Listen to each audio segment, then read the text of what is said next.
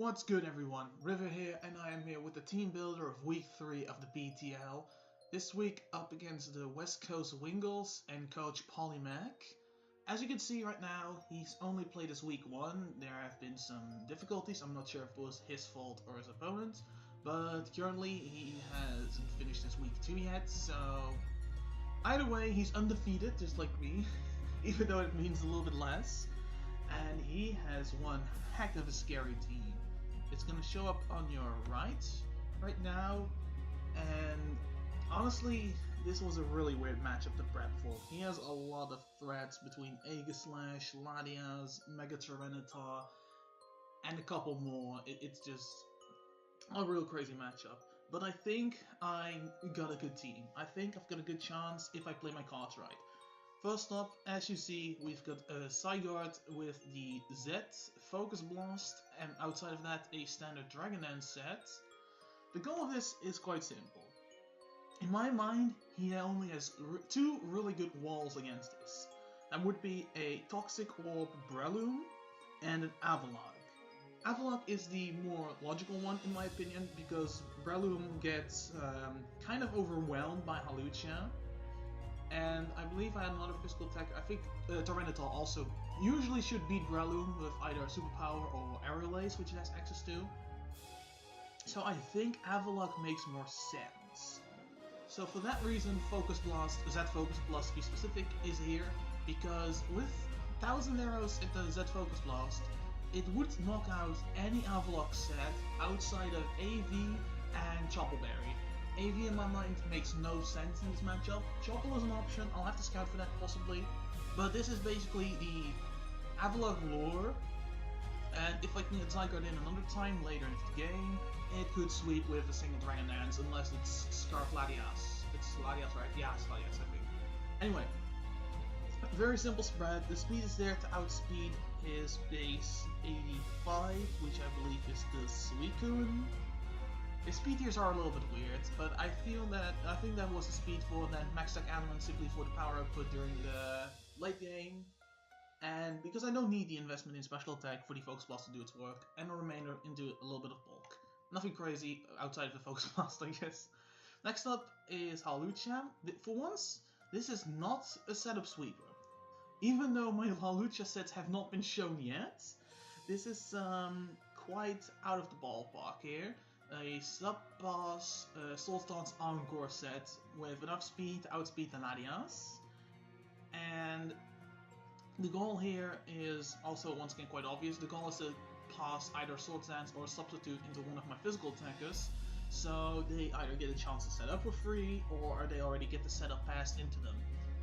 I was considering either Limber or Unburden for this set, but I don't think Unburden helps a lot here, since I already outspeed everything outside of the Talonflame and Scarfus.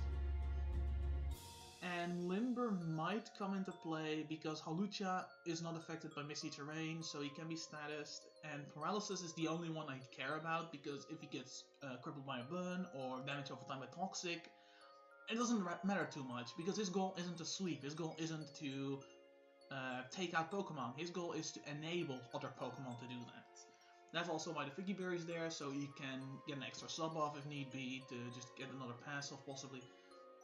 It's simply for longevity. Even though longevity isn't the most important part, it does help. As I was saying, its goal is to enable another attacker. That could be Zygarde, but that could also be Kartana. Kartana with the Choppleberry, 3 attack Soul Stance, and a speed boosting nature, speed boosting EV set, because with these IVs and negative attack nature, if he gets a knockout, it'll get +1 speed complete beast boost. Simply put, at +1 speed, +2 attack, the only thing that could possibly stop Kartana would be a Scarf Latias. With the moves I got, I think I can take out everything at +2 with the exception of a Rindoberry Suicune. And Choppleberry is there, so Mach Punch from Breloom won't revenge kill me.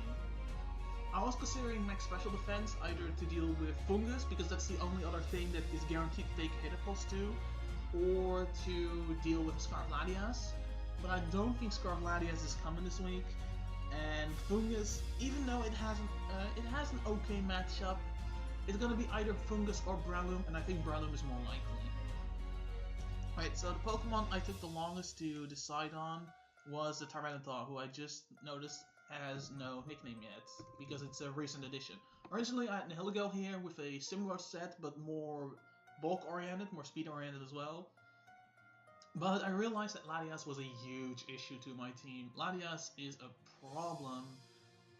So I opted to bring Tyranitar with the Pasho Berry again. The Pasho Berry is so that a +1 Z Surf does not take out Tyranitar. I was originally... Though the ability is also a bit weird because I wanted enough to prevent Colbur Berry to prevent the one-shot to be negated, but Sandstream was also good because the special defense boost would help a lot with Latias and other special attackers.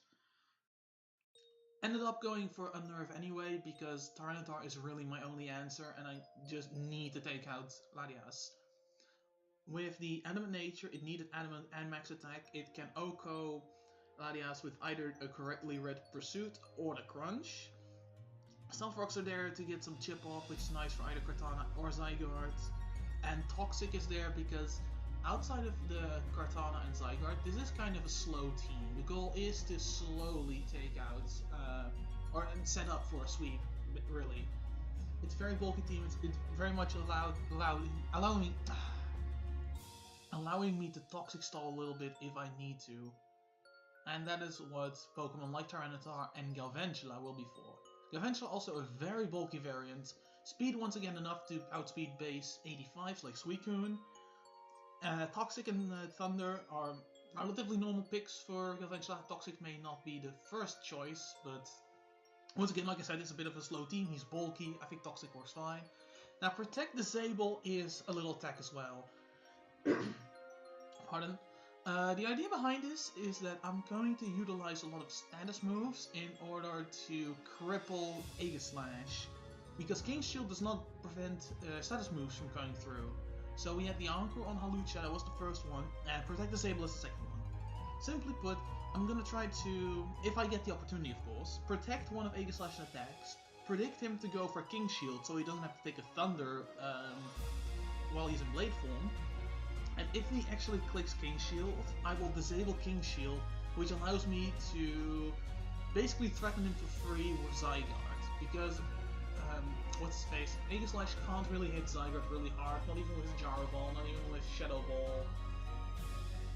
Unless it for some reason packs HP Ice, but even then, even if he opts for HP Ice, it's still not gonna kill. I'm gonna be faster, and he can't be in shield form. So that puts a lot of pressure on him. That's basically the idea. It's to utilize Aegislash almost as setup fodder, which sounds ridiculous but might actually work. Lastly, for physically defensive purposes, we have Tapu Fini, enough speed to outspeed Jolly Megatitar. Yeah, max speed Jolly Megatitar. And with Dual Stab, it can take on pretty much anything on his team. This Pokemon should be able to 1v1 literally anyone. Even Breloom, honestly, because Moonblast OHKOs a non-bulky variant, and a bulky variant should be able to take out Tapu Fini easily. Taunt, once again, mainly for Aegislash, but it could also prevent setup from Suicune, and the Fog simply to get hazards off my side. With that in mind, that is going to be the team builder for this match. I hope this was informative, and I hope to see you guys with the battle.